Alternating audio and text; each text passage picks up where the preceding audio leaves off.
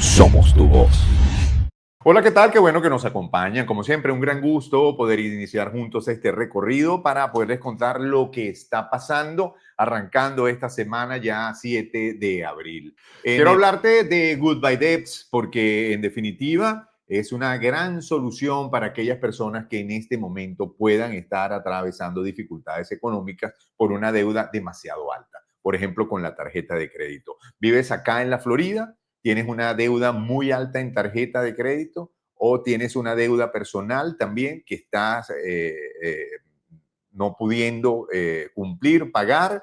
Pues contacta a los especialistas de Goodbye Debts que van a tomar tu caso de manera personal para diseñar una estrategia que en definitiva logre que esa deuda tuya pase a cero.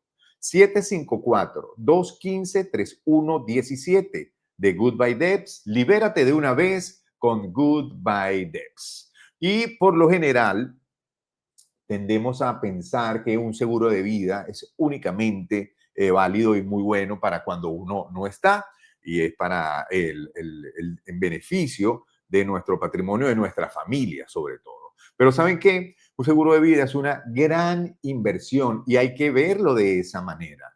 Es eso, exacta y precisamente. Y es lo que Aldo Varezano de Financial Insurance va a conversar contigo y te va a ofrecer de una manera personalizada y detallada las opciones que puedes tener para comenzar a invertir hoy mismo en el futuro de los tuyos, en tu futuro personal también, a través de un seguro de vida, sin tener en este momento un gran capital. Pero poco a poco vas a ir llenando esa cajita, como digo yo siempre, y vas a ver los frutos en un tiempo muy corto. Vale la pena, es la mejor inversión que puedes hacer en este momento. Velo desde esa manera. 786-271-0954. 786-271-0954 de Aldo Varezano Financial Insurance. En el capítulo de hoy vamos a tocar un tema muy sensible, muy importante, relevante, que tiene que ver con Citgo. Y para ello vamos a consultar al doctor Carlos Ramírez, el doctor Ley, quien por cierto viene pues conociendo del caso y además tiene un planteamiento que pudiera ser el único salvavidas o tabla de salvación en este tema que, como sabemos, pues tiene en este instante en un juez federal en Delaware, Leonard Stark, lleva el caso, hay 18 acreedores en contra de Citgo. Por ahora está detenido o protegido el proceso, pero se llevará a una especie de remate que va a terminar con la pérdida para Venezuela de Citgo. Tiene un planteamiento interesante con asidero legal, además, el doctor Carlos Ramírez, lo compartimos con ustedes. Gracias por atendernos, encantado. Siempre es un gusto, Jesús. Estoy a la orden porque este es un tema que le interesa mucho a todo el país. Sin duda. ¿Qué puede pasar? Te he escuchado y me gusta mucho, además, el tema de que en este preciso momento se están violentando las reglas del debido proceso y que además hay lo que llamas delitos de competencia con la Fiscalía General de los Estados Unidos. A propósito de este tema de Citgo, que bueno, tiene varios años, ¿no? Hay que, si quieres, incluso comenzar por rebobinar la película para ubicarnos en dónde estamos en este momento, que comenzó en el CIADI y está en este juzgado, en este juez federal en los Estados Unidos, el caso. Sí, cómo no. Y voy a tratar de hacerlo en el lenguaje más llano posible para que se entienda mejor. Vamos a comenzar con las expropiaciones. Recordemos que Hugo Chávez dictó un conjunto de expropiaciones sin ningún tipo de procedimiento previo como eso lo requiere. Cuando se va a hacer una expropiación, el gobierno hace un avalúo de la propiedad, se reúne con el propietario, tratan de llegar a un acuerdo. Nada de eso ocurrió. Entonces simplemente Hugo Chávez dijo, exprópiese. Y lo hacía alegremente, pues, sin ningún tipo de procedimiento. Y esas empresas que resultaron afectadas por esas expropiaciones, acudieron entonces a reclamar los daños y perjuicios que les corresponden, en verdad le corresponden, tienen que pagársele los daños y perjuicios ocasionados. Por ejemplo, vamos a hablar específicamente del caso Crystalec. Crystal, una empresa originalmente canadiense, se rige en el procedimiento que en este caso siguió por un convenio entre Canadá y Venezuela para proteger las inversiones de las empresas canadienses que se hicieran en el país. Entonces, en base a ese convenio, reclamaron ante el CIADI, que establece ese convenio, que las cosas, en vez de ir a la justicia ordinaria, irían ante un tribunal especial, un tribunal de arbitraje internacional denominado CIADI, con sede en Washington. Y allí puso su demanda de reparación de daños y perjuicios. Ese convenio establece que el procedimiento lo hacen mucho más sencillo que en un tribunal ordinario, y ese es el sentido del mismo, que no se tuviera que regir por todas las leyes, código de procedimiento civil, código de esto y código de lo otro, sino un código, una ley especial para regir ese procedimiento.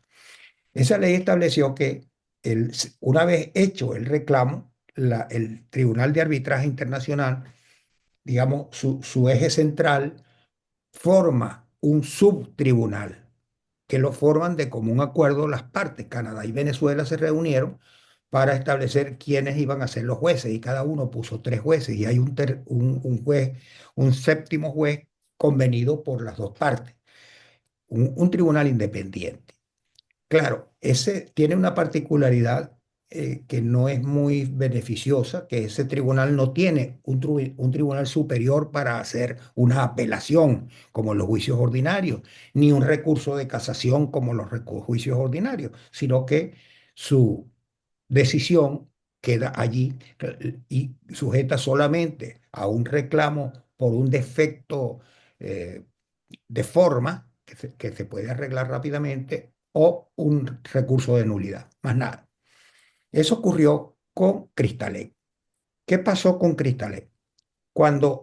Y con todos los otros juicios.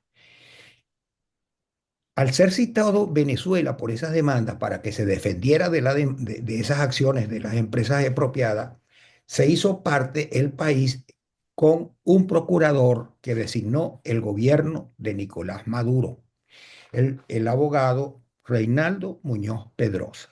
Pero resulta que ese abogado, y es donde se centra mi planteamiento, no tiene cualidad de procurador general, no es el representante legal de Venezuela para procesos de esta naturaleza, porque la Constitución establece, que aquí ya la tengo, una Constitución muy viejita y maltratada, rayada por todos lados, dice lo Nada. siguiente.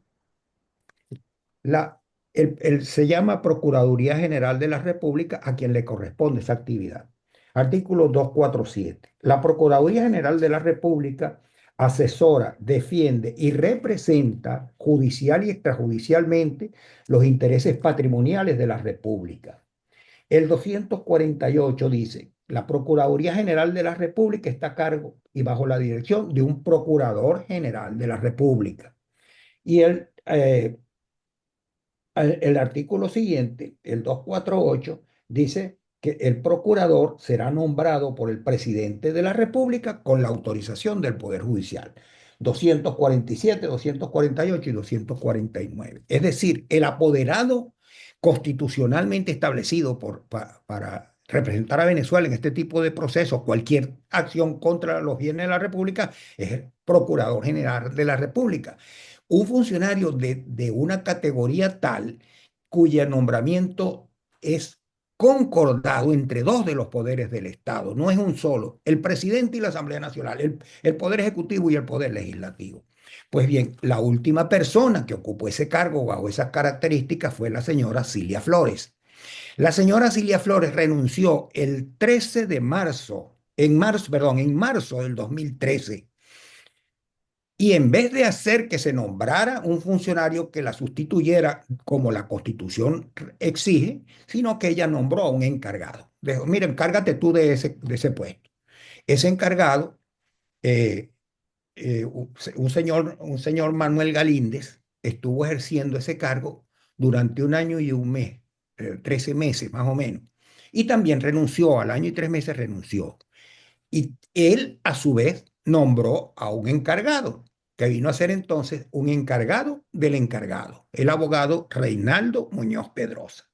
Y este señor fue quien se abocó a defender, entre comillas, a Venezuela en esos procesos.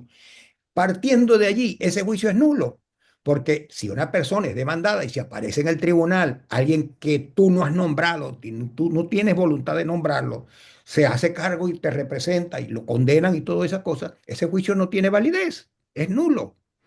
Es lo que yo he llamado la bala de plata para la defensa de este caso.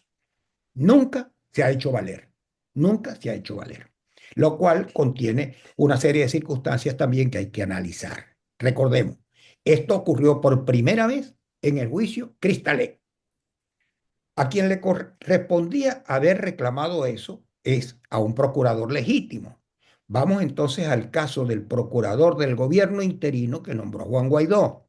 Juan Guaidó, una vez que es instalado como presidente interino y reconocido como tal por 52, creo, países, asumió el cargo, él debió haber ido al CIADI y decirle, todos los actos que se han desarrollado en este procedimiento hasta ahora son nulos, porque han usurpado la representación del país. Yo soy el representante legal y por lo tanto solicito que se declare la nulidad de todo esto y de aquí en adelante comencemos conmigo como defensor de Venezuela. Eso ha debido ocurrir y eso no ocurrió. El procurador que nombró el señor Juan Guaidó, un doctor de nombre José Ignacio Hernández, un académico sumamente calificado, autor de libros, profesor de Derecho aquí en los Estados Unidos, en la Universidad de Boston, etcétera, pues no hizo eso. Él se presentó al CIADI y dijo, mire, al tribunal ese, y le dijo, mire, señores jueces, yo soy el que fue nombrado por el señor Guaidó, a quien reconocen como presidente por 50 o 60 países, y por lo tanto, de aquí en adelante es a mí a quien tienen que llamar. Eso fue un gravísimo error, porque ahí estaba como dejando por bueno los actos celebrados durante, ya habían pasado 6 años del proceso. Ok. La suerte estaba echada en el proceso. Había transcurrido las partes más importantes del proceso. Él ha debido allí reclamar la nulidad de todos aquellos actos y De llegar arrancar de cero. a arrancar de cero. Entonces, pero él no hizo eso. Él continuó queriendo continuar y por supuesto, el CIADI no le hizo caso, no le hizo caso a eso. Le digo, bueno, si usted quiere, actúe con él, pero nada. Y no hizo más nada. Así ocurrió y el proceso ya estaba en fase final. En el caso Cristalet, para no salirme y volver más tarde, hay Ujú. otra irregularidad.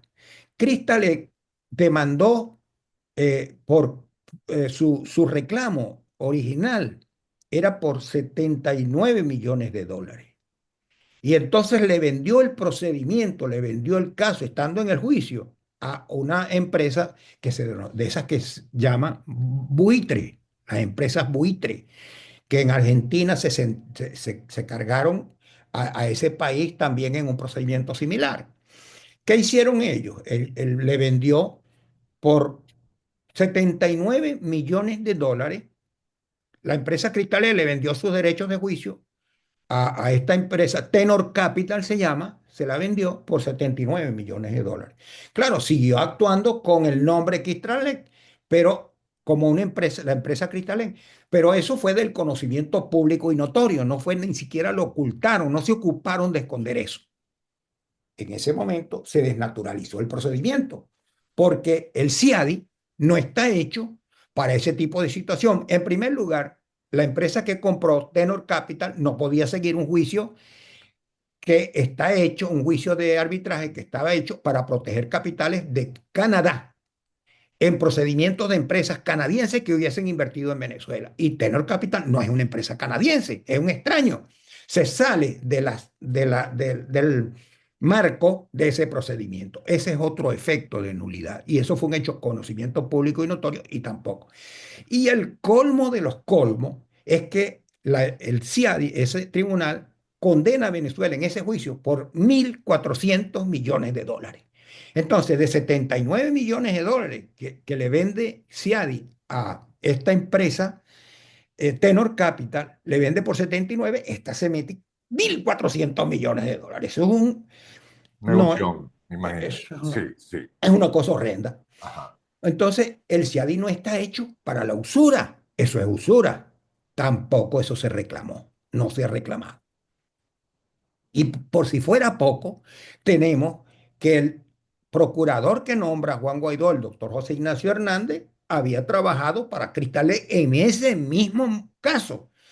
¿Cómo había trabajado? La empresa Cristalet le contrató que diera una opinión sobre el caso y él dio la opinión y recibió honorarios por eso. Entonces, eso es, también anula ese procedimiento, porque no puede ser que una persona que ha estado trabajando para el demandante después trabaje para el demandado en el mismo caso. Ok, ya pintado ese caso, Cristalet. ¿Ah? Vamos con ConocoPhillips, es que es el monto más grande que está. Cristalet, en este momento el monto está alcanzando los 2.000 millones de dólares con los intereses y todo eso. De 79 que pagó, Tener Capital están por rematar a Sigo para darle a ellos 2.000 millones de dólares. En el caso ConocoPhillips, que es la condena más alta que ha tenido el CIADI. En ese caso, la empresa ConocoPhillips demanda a Venezuela por el pago de 1.000 millones de dólares y tiene el procedimiento de la misma manera como en el CIADI. De manera tal se presentó igualito el doctor José Ignacio Hernández, el procurador de Guaidó, a decir lo mismo. Yo soy el de aquí en adelante. Digo, no, señor. No. Bueno, al final lo que dijo el tribunal del CIADI en ese caso, bueno, al fin de cuentas es lo mismo porque tanto el señor Reinaldo Muñoz Pedrosa dice estar defendiendo a Venezuela como el señor José Ignacio Hernández dice estar defendiendo a Venezuela y no hay contradicción en ello, dejemos a los dos trabajar en función de Venezuela. Eso fue lo que dijo entonces el CIADI. Y este señor José Ignacio Hernández se dispuso a trabajar igual, mano a mano, sin protestar las actuaciones que este señor había hecho durante 6 años en el caso, que ya, el caso ya estaba, la suerte estaba echada prácticamente. ¿Mm? Y se produce la sentencia entonces del CIADI en favor de ConocoPhillips y ordena pagar la cantidad de 2.570 millones de dólares. Cuando se produce la sentencia de 2.500 millones de dólares, el doctor José Ignacio Hernández, procurador nombrado por Juan Guaidó, se presenta al tribunal y dice, mire, señores, esas cuentas que ustedes sacaron están mal hechas. No son 2.000 millones de dólares. No son 2.700 millones de dólares. Son 2.500 millones de dólares. Ok. Entonces se presenta el señor Reinaldo Muñoz Pedrosa, el abogado encargado del encargado, y dice lo mismo. Hay un error numérico que se llama clerical error, hablando en latín. eh, el clerical error entonces no son 2.500 millones de dólares, no son 2.750 millones, son 2.500 millones de dólares y pido que se corrija. Dice el CIADI. Llama entonces, vamos a ver, ¿y usted qué dice, señor Conocofili, el demandante? Dice, no, yo estoy de acuerdo, rebájenme 200 millones de dólares. Claro, Ah, imagínate, sí, sí. quedaba listo a cobrar el Dos dinero sin mil tener que quinientos. entrar a pelear. Entonces, ¿qué dijo el tribunal? Dijo, vista que los dos representantes que dicen ser defensores de Venezuela están estableciendo que son 2.500 millones y el demandante también acepta que son 2.500, corríjase la sentencia y ya no son 2.700 millones, son 2.000 millones de dólares. Sellado la sentencia, publíquese. Y el doctor José Ignacio Hernández, procurador de Guaidó, publica inmediatamente un tuit que dice, éxito para Venezuela. Hemos logrado ahorrarle al país 200 millones de dólares. Está bien. Entonces, ese garrafal, no sé si llamarlo error, Ujú. ese horror, lo llamaría yo más bien. Entonces, es sujeto, los dos piden la nulidad del fallo, que es el único recurso que quedaba pendiente allí. Piden la nulidad del fallo.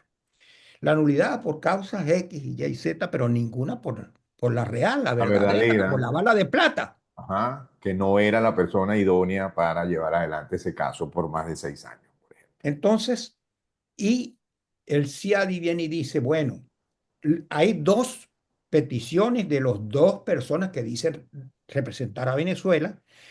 Las dos coinciden, vamos a darle curso a las dos, aceptamos los dos recursos de nulidad. Por supuesto.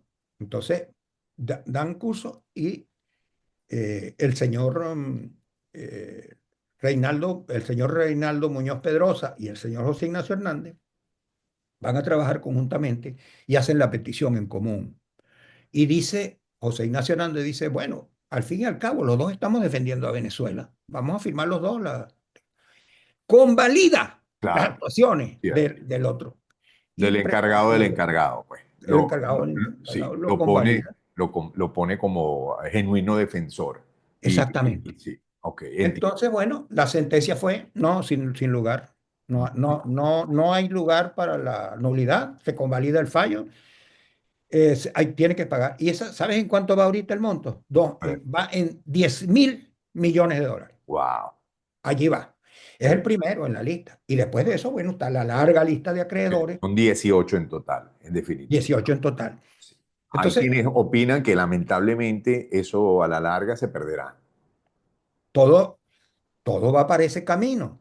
Desde el 2019 yo vengo reclamando esto, Ujú. hijo mío. 2019. Dice, señor, reclamen la nulidad de esa sentencia por falta de defensa legítima de Venezuela. No ha habido modo, no ha habido modo. ¿Podrá hacer algo? Pues estamos hablando de que Citgo era en su momento pues la séptima refinería más grande de los Estados Unidos, ganancia de 2.000 millones de dólares en algún momento o prácticamente apenas a 305, puede decir uno ahora, porque la verdad es que pasar de 2.000 millones en ganancia a 305 es apenas. ¿Se puede hacer algo en este instante? Yo Por creo que sí. ejemplo, Bueno, yo como abogado litigante de toda mi vida, yo ujú, haría algo. Así sea la última cosa que se pueda hacer. Y ajá, así no tenga seguridad que vaya a ganar, yo lo haría.